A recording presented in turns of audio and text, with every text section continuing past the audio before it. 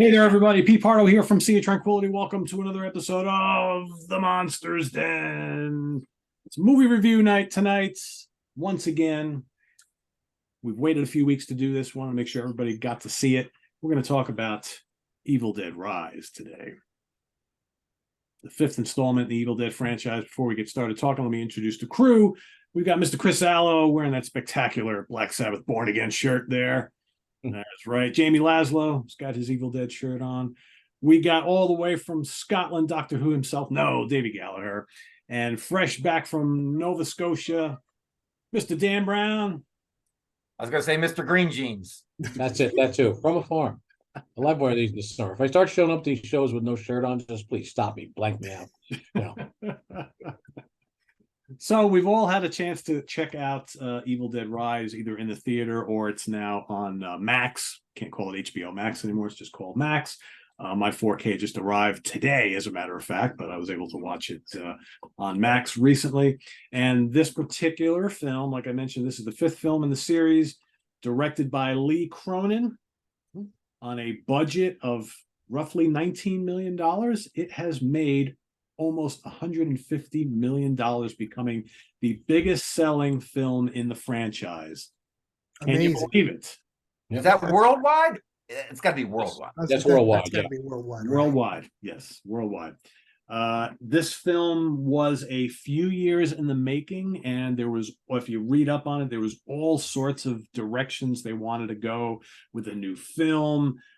Is it going to be a sequel to the third film? Is it going to be a direct sequel to the fourth film? Is it going to be a sequel to the Ash TV series? All this stuff, and then we wound up getting kind of like a standalone film that, you know, has little ties to all the films in the past, but I think stands alone pretty well. We'll get started with we'll start at the bottom, Mr. Allo. So you're the first one who saw this, so that's why I want to get your take first. So you saw it in the theaters. What was your impression this time around? Well, first off, I definitely saw it in the theater, and I went in with super low expectations because at least I tried to, because I saw the 2013 Evil Dead. I think that's right. That was the year it came out, and I hated that one. All the Evil Deads and, Evil Dead 2 and Army of Darkness had a little too much comedy for me. But the 2013 one had no comedy, and the characters were all assholes, and I wanted them to die. I didn't like anybody, so I went in with low expectations. And when I saw it in the theater, I was pleasantly surprised because I liked it. And I lately I haven't liked anything. And I thought it was, the cast was good. It was contained. It was a family in one location. I could not believe how fucking gory it was. I mean, holy shit. And, not to beat the drum for our younger viewers, but man, when you go back and you watch like Friday the 13th Part 6 and 7 and, Nightmare on Elm Street 4 and 5, they are bloodless. And this movie has fucking gore everywhere, and it's rated R. Yeah. So we are certainly living in the golden age of shit getting past censors. I thought it looked good. It was fun. I laughed a bunch of times. The characters were likable, which again was totally not 2013. I fucking hated everybody. This was, maybe I'm getting soft in my old age, because this was a single family. And when members of the family got killed, I kind of felt bad for them. But I liked it. I thought it sounded amazing. When I saw it in the theater, I said, gee, I didn't get the 4K yet, but I was like, Jesus Christ, I'm a sound guy. This is one of the best sounding movies I think I've ever heard. And then afterwards, I'm like, maybe it's a fluke. So I rewatched it last week, watched it at home, and I was like, God damn it, I liked it again. And even playing it through, HBO Max and through my receiver, it still sounded really good. I mean, of course, it'll sound better if I get the disc, but I'm shocked, fellas, that I like this movie. I thought it was pretty good. Yeah. Jamie, what did you think? I saw it in the theater too. I went the Thursday it opened. You know, movies don't open on Fridays anymore. They open on Thursdays. Yeah. And very early. You go see a movie at 3 o'clock in the afternoon when it's supposed to open Friday. Used to I don't be know why they midnight. just don't change the dates on the posters these days to the Thursday date. Might as well just. Or they get one more day in the box office opening. That's the whole point with that. Yeah. Yeah, I guess so. Financial decision. Believe it or not, this kind of occurred to me when I was watching it again on my 4K disc, which, how about those bonus features on here, Pete? Isn't it awesome? You got audio setup and scene selection. You're Awesome. kidding. Is that it? That's it. On the Blu-ray too? They skipped? There's nothing on there. Wow, that's Blu-ray so- too, and there's nothing. UK one. No commentary, no short little documentary, wow. no extra scenes, nothing. They're just, I might Unless it's wait to buy hidden. it for a Christmas sale then. There's How about nothing. does the Steelbook have anything? Yes, the UK Steelbook 4K has got a commentary and a short film from the director. This has nothing. And that's Unless how- I gotta hit up, up, down, down, right, A, A, B, B to get to it.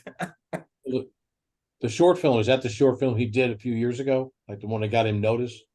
I can Bridge check or it. something like that? It's not out for another few weeks, Dan. I'll just check for you. And there's nothing on the box either, right, Pete? It says, I'm looking at it right now. It doesn't say anything. yeah, nothing. So I don't know why they would just put it in the UK Steelbook. That's weird. If it's there, just stick it on there. They'll That is put a deluxe edition out at Christmas.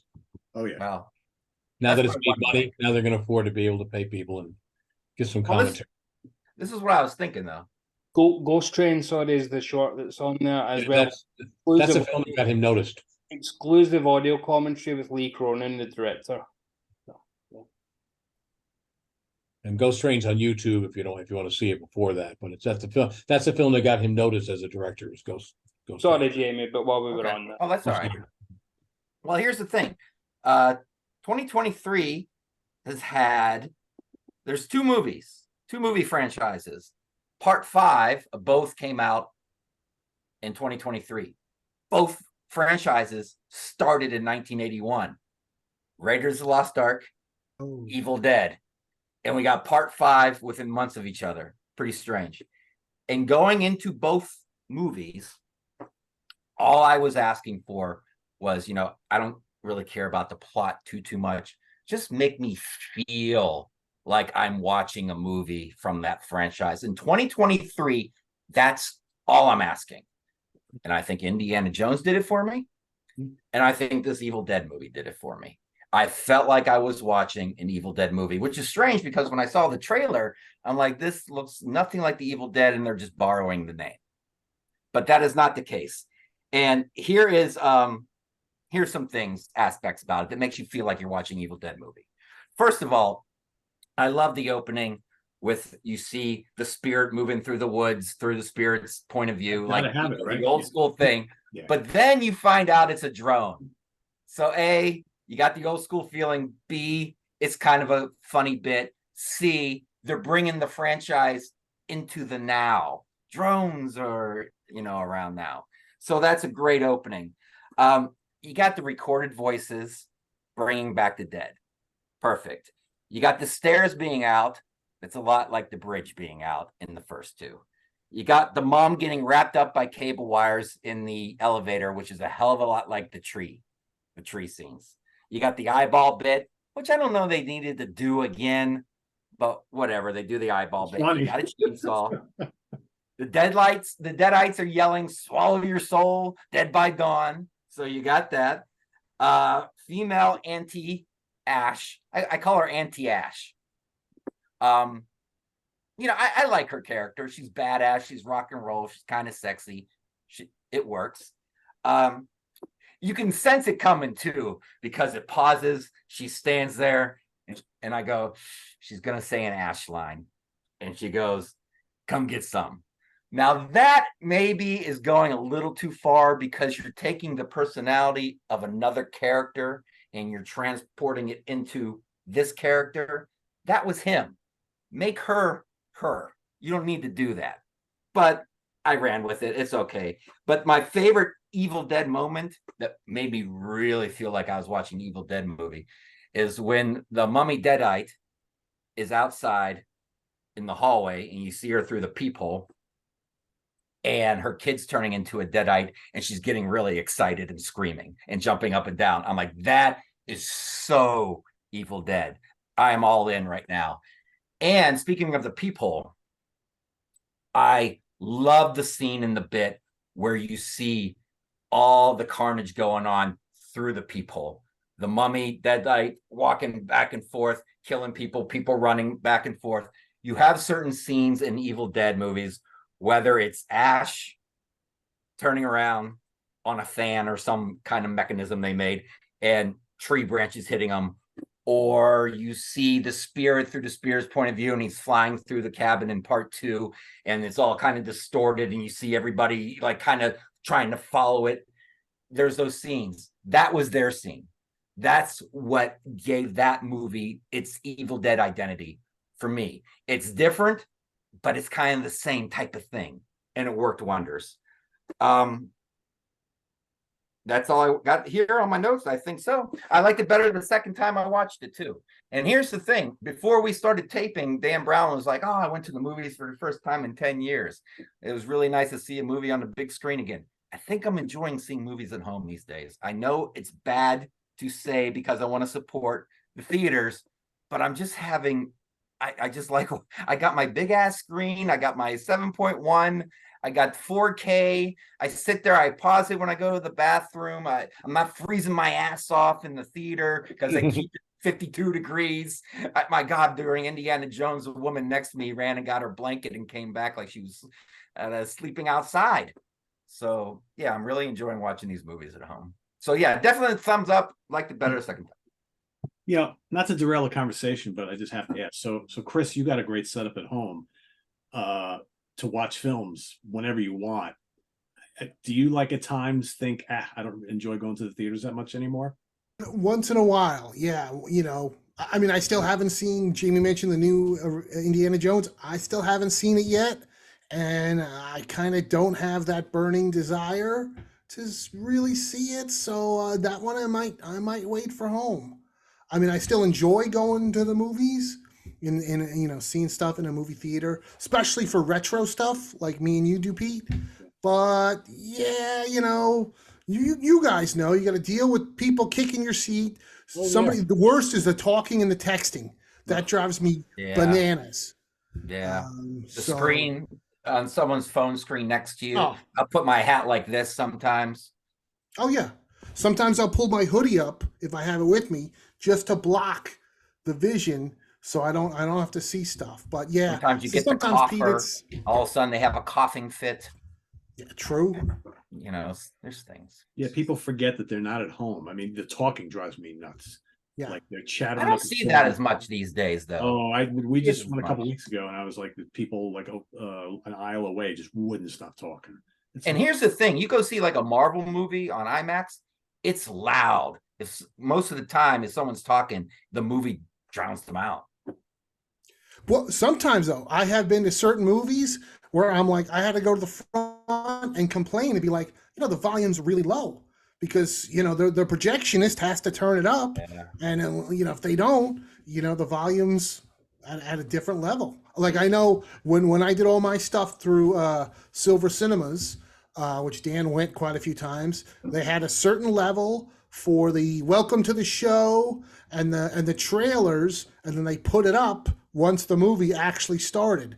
But I would imagine if they get now, I don't know if everything's automated nowadays because they had older systems back then.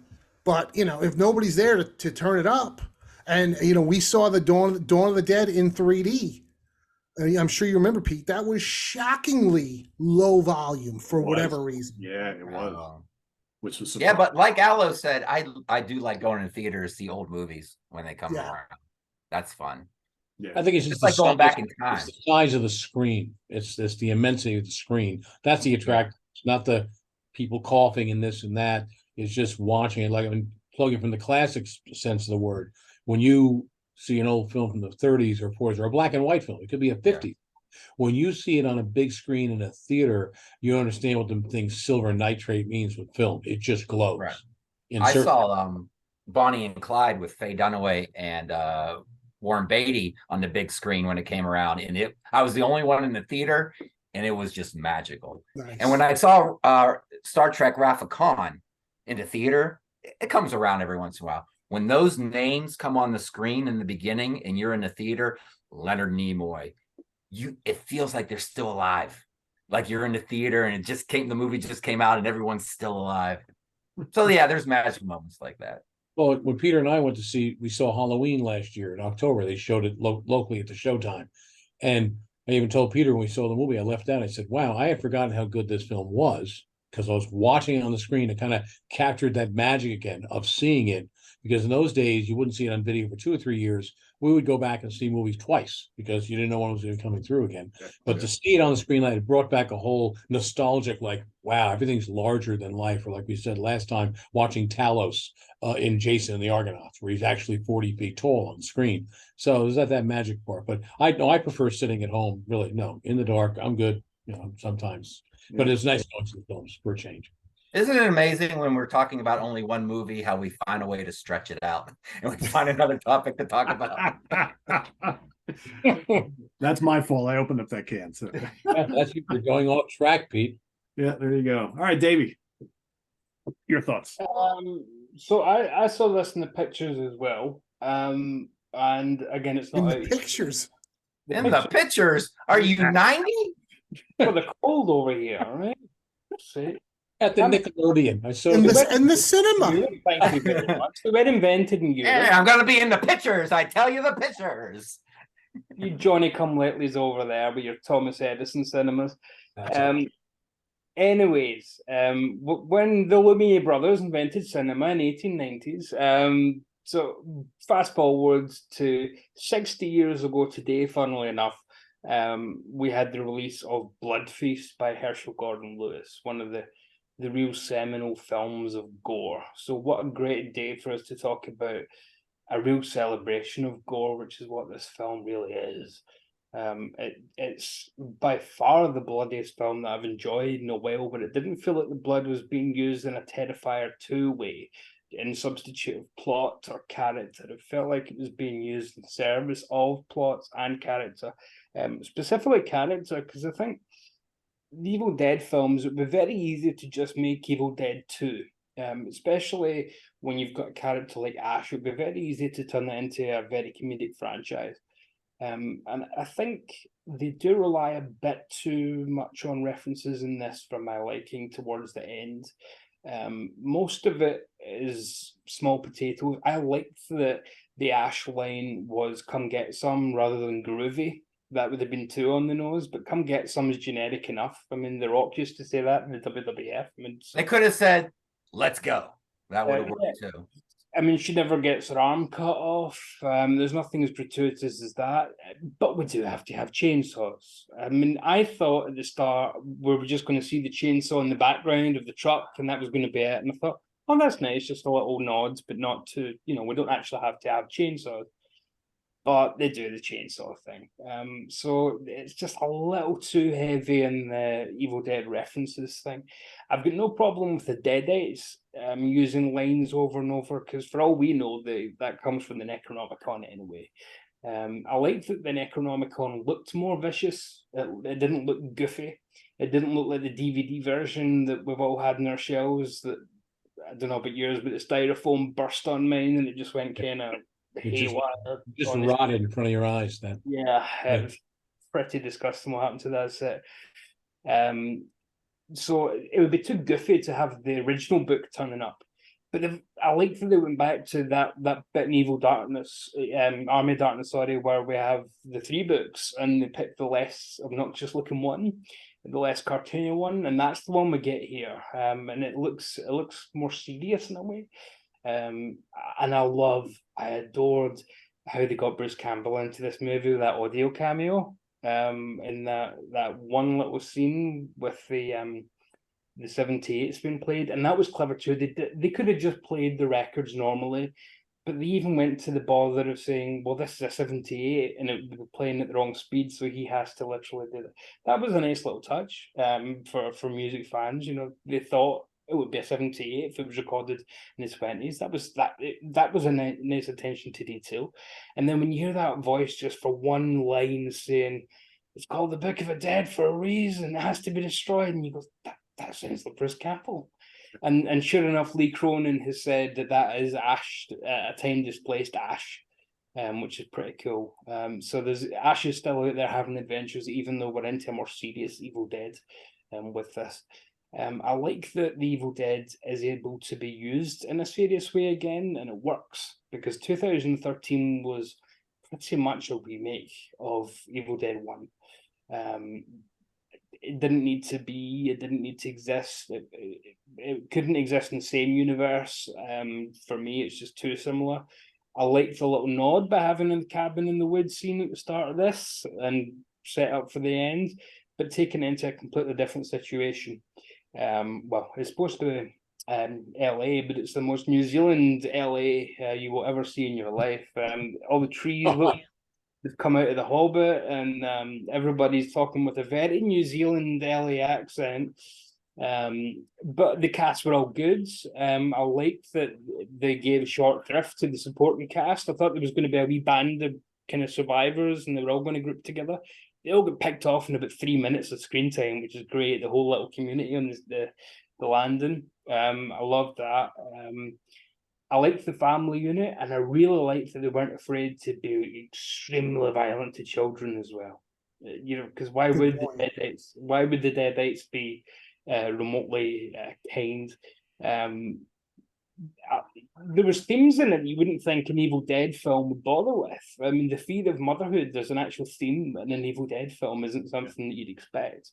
But they put that in, and it works too. It doesn't beat you over the head with it.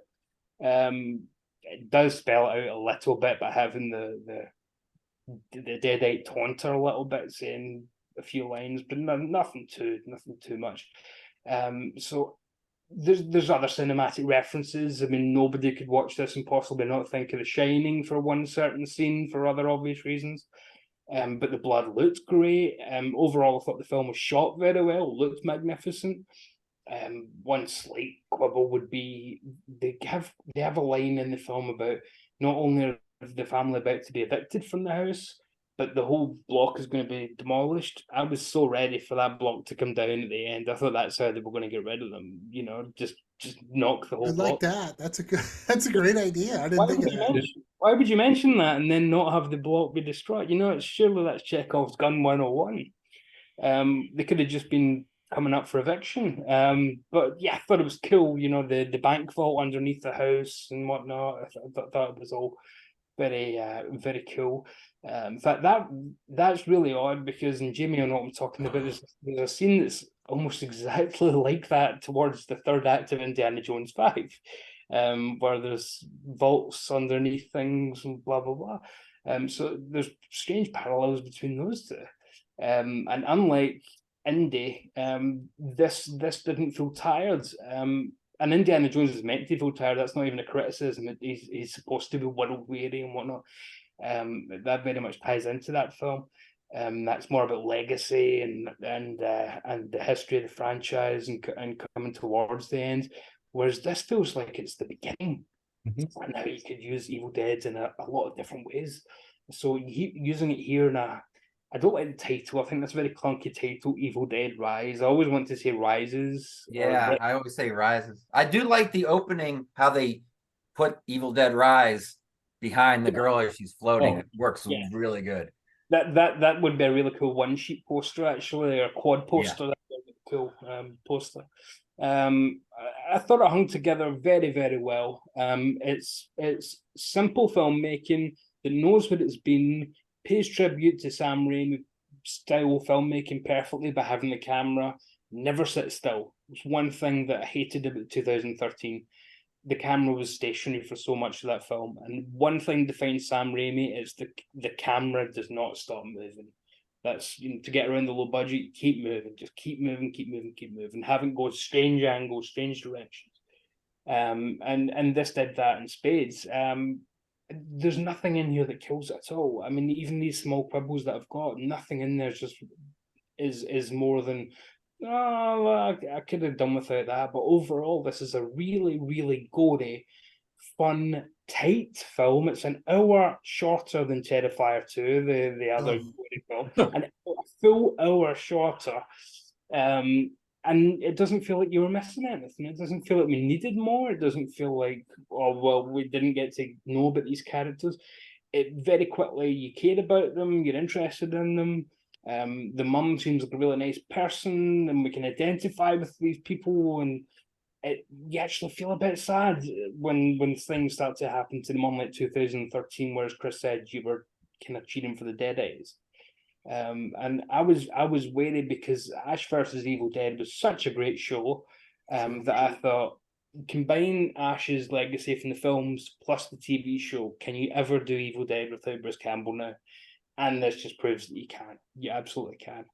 I would like to see him become like a Stan Lee and kind of make a cameo in each movie they do a little bit. Well, that was a clever way to do it there. I'm glad they didn't resort to having him actually cameo in it. But there's no reason why they couldn't do stylistically completely different films, a sci-fi Evil Dead, a romantic comedy Evil Dead, and all you need every time is the Necronomicon itself. And just that's the center of it. Yeah, you can put this in any setting now. I mean, they Yeah. prove you can do it.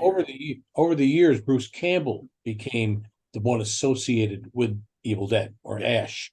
Now, by him being out of the picture, that goes back to where it's supposed to be, is the Necronomicon. And like you could have the Necronomicon being kind of like it could be an anthology series of people getting the book, and it could get anything from a comedy to a horror or whatever. So the Necronomicon is actually the star of the show now. Yeah. And I think that's his plan. He wants to create a whole alternate universe.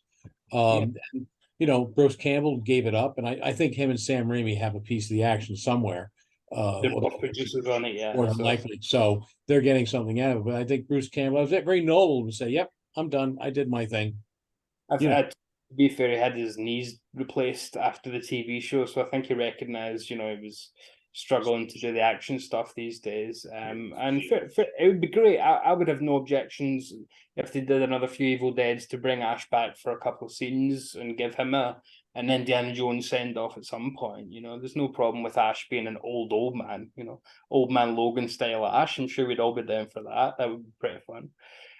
But yeah, overall, I don't think this is a cinematic film. I don't think anybody missed out if they didn't catch it in the cinema. There's nothing on it that screams, "Oh, you need the big screen for this." No, screaming's fine. A decent setup, and you'll be jamming. But yeah, it's not going to change anybody's life. So it's not going to be anybody's favorite Evil Dead film. But it is what it needed to be. It is what I wanted it to be. Mostly, and it's a damn good horror film, which in 2023, as we know, is not always the case. So yeah, True. Mildly, highly recommend. So we got 3 thumbs up so far. Dan, you gonna make it 4? Well, I'm tell you thumbs up right before I start. But Jamie hit it spot on in the beginning.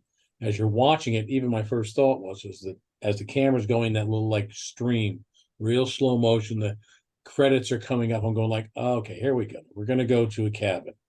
It's like, oh, now they're on a dock.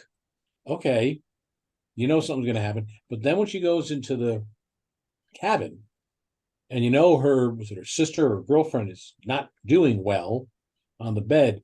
Once that happens, man, they hit the pedal to the metal. They didn't waste any time. And it's like, okay, here we go. And then they switch gears, and now they're in an abandoned or rotting apartment building in supposedly Los Angeles via New Zealand. But I like the whole fact of the family unit, like Chris said.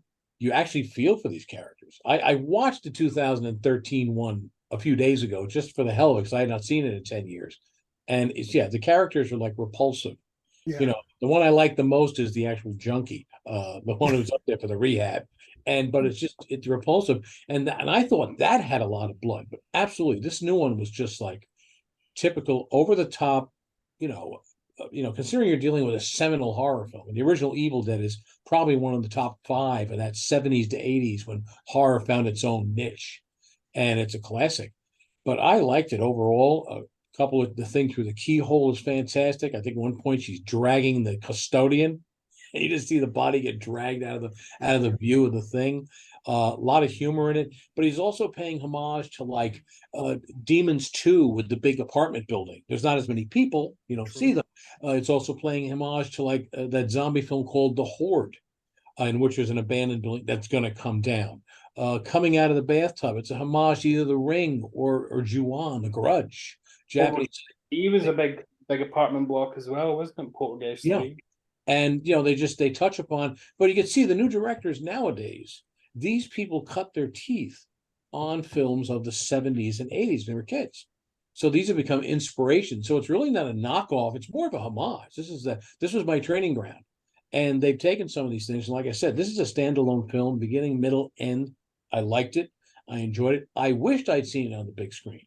I know cinematography-wise, it's not that great, something epic. But I think seeing on the big screen, it had something to it. I mean, not necessarily the magic, but I liked it. The only shortcoming I have with it is number one, at the end of the film, not to give anything away. After all the shit that's been going down in the house, like there's even like an earthquake part, it gets crazy. There's a person in the end walking from the building in the parking garage and does not notice there's oodles of blood on the floor. There's blood all over the parking garage. There's and gore everywhere, and she just goes Because she was too busy they're on her fucking phone. Yeah, exactly. And then all of a sudden, then you get the classic, that low, put the steady cam on the ground, and here comes straight at you. And that's actually a great ending for it.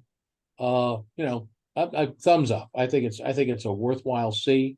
I will probably get it on 4K or Blu-ray or Betamax, whatever comes out, and I'll just have to wait though until they give you that supplemental material somewhere. But yeah, thumbs up. A great set, considering also how bad many reboots have been on horror series. The only other one I've really liked, and it wasn't even a reboot, it was a sequel, which was Candyman.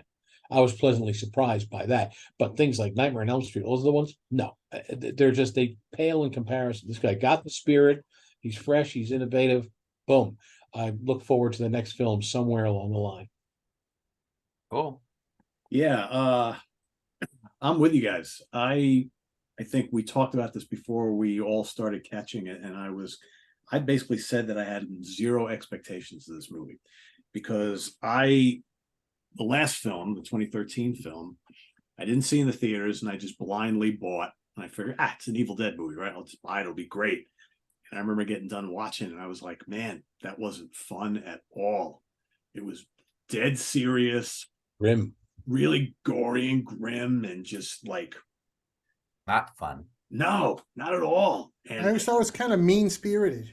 Really mean-spirited. Yeah. And Chris, you hit the nail on the head right from the get-go. It's like you just didn't care about any of the characters and you just wanted them to die so the whole thing could just be over. It was well made. I mean, it looked good. It was grimy and and the gore was good. But ultimately I walked away from that saying, that kind of sucked, right? So I had no expectations of this. I didn't think the trailer was particularly noteworthy at all. Didn't really give you any indication of what you were in store for. So I was like, all right, we're gonna review it, gotta watch it. It came on Max, and like a half hour into it, I'm like, wow, I'm really enjoying this. I thought the beginning was great. Then they go to the apartment building, and all of a sudden all the elements are there. I immediately recognized the lead actress, the older sister, the mother.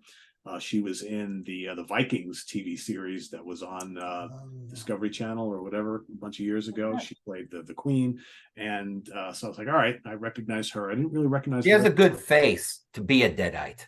She does, right? She's very, with the mouth and the eyes. Yeah. She was good, and you felt really bad when she got taken over, but then she, as a Deadite, was so good and such an integral part of the story.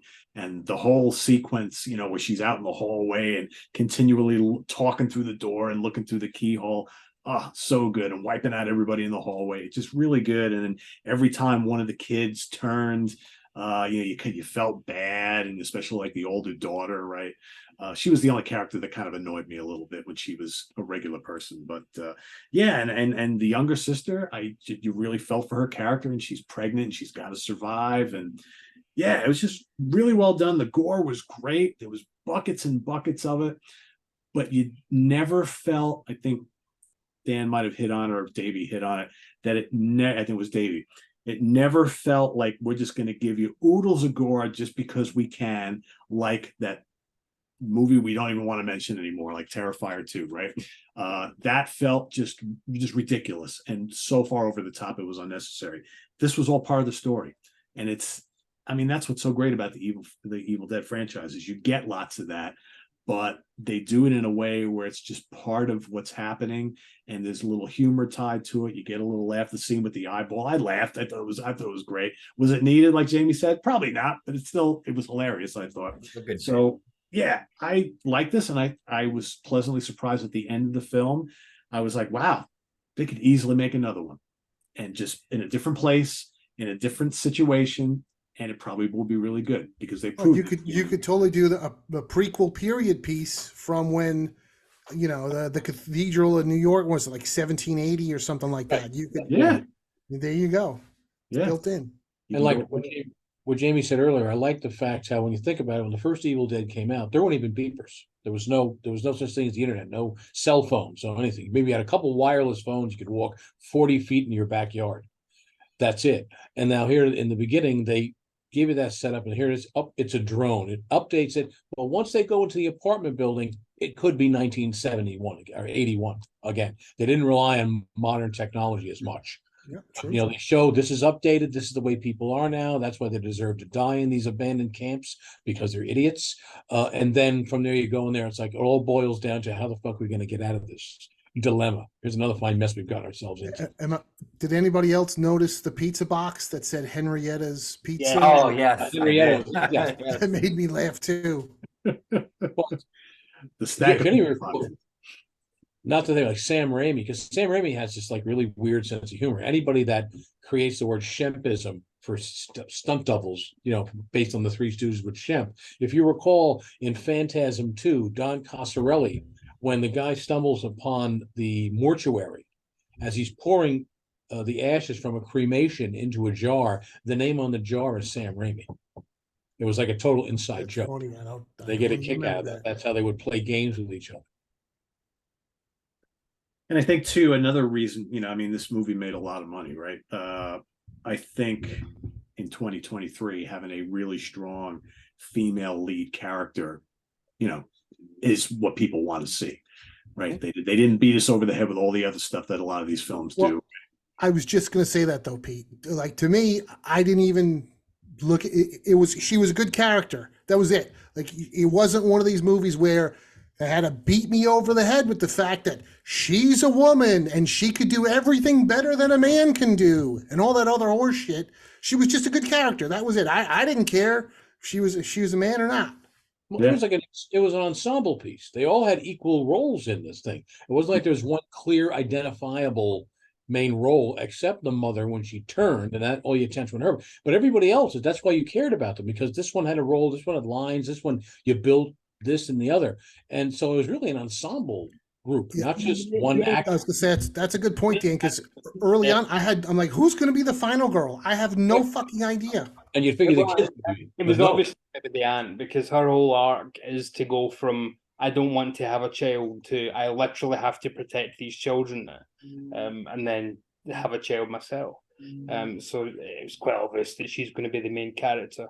But the son is a trans actor, and they didn't put that in the script. They didn't have the son be trans in the movie. They just cast a trans actor. And you're right, that is exactly the way that progress is made in these kind of things. It's not by one of the most egregious things, I think, is when they pat themselves in the back for casting like a deaf actor.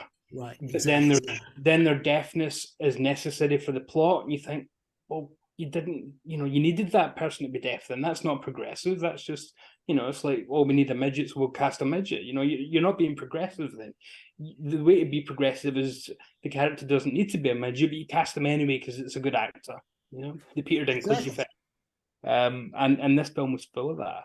But I think at one point we should definitely touch on that Pete made well there, is that this film's trailer, if it was better, I think it would have done another $50 million.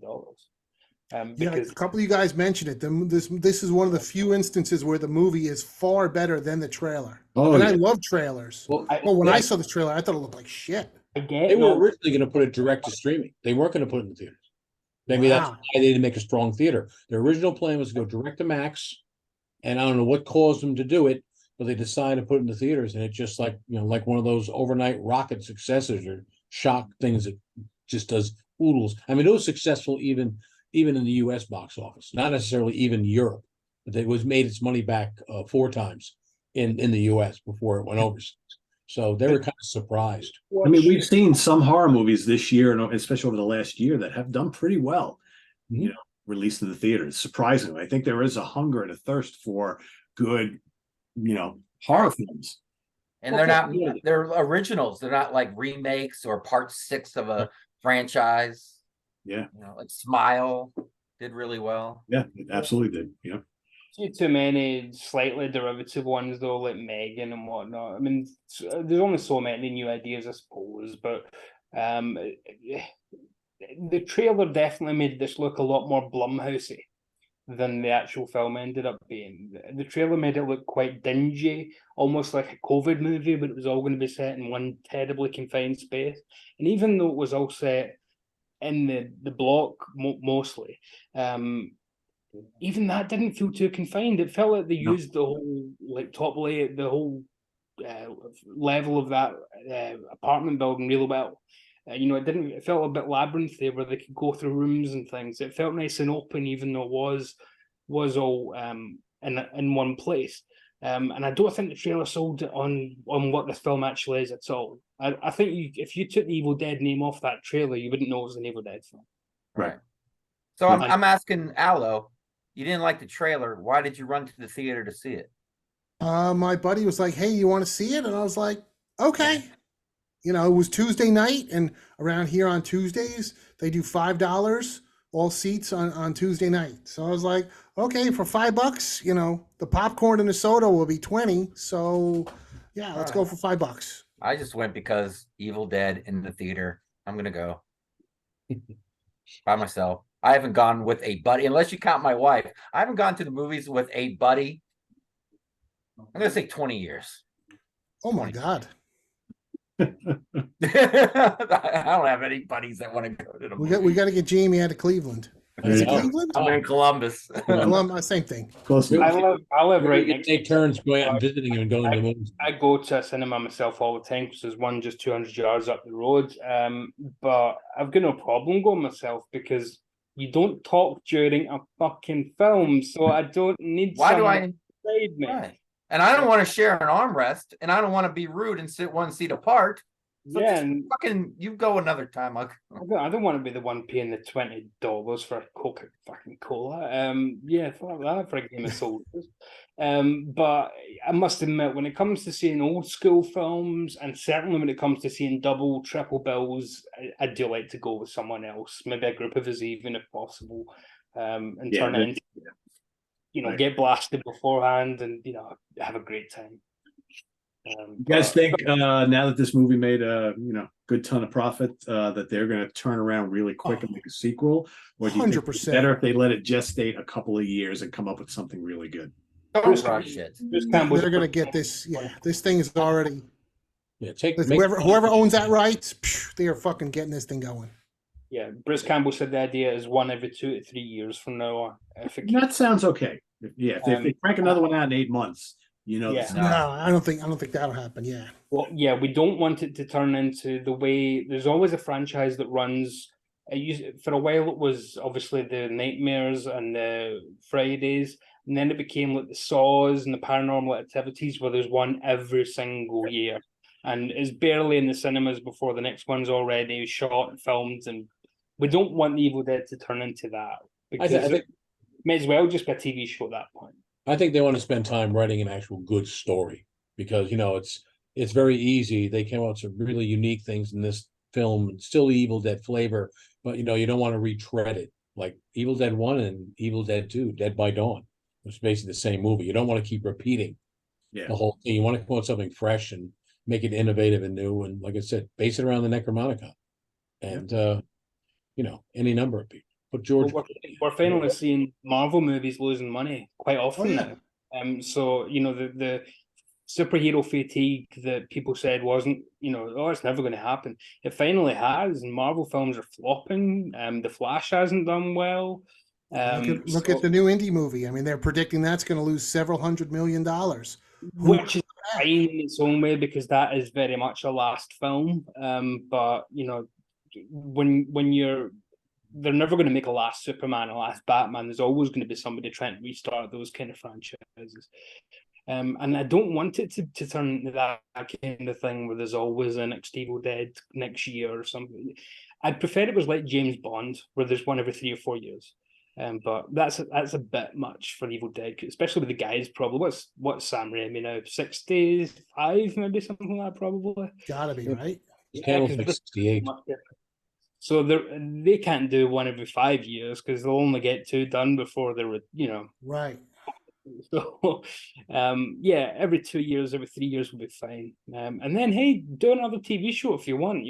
A limited series or something that's maybe a larger story that takes over 6 hours to tell, and it's not just a cabin in the woods, or it's not just a confined space. It is a bigger thing, maybe a monks versus deadites, or whatever you want to do. It's such a big world, and I think this shows that you can do a lot with it. You can tell different stories with the same instigating factor. And deadites are so unique because they're not really zombies, they're not really possessed people, but they have the best of both aspects combined, and they make their own thing.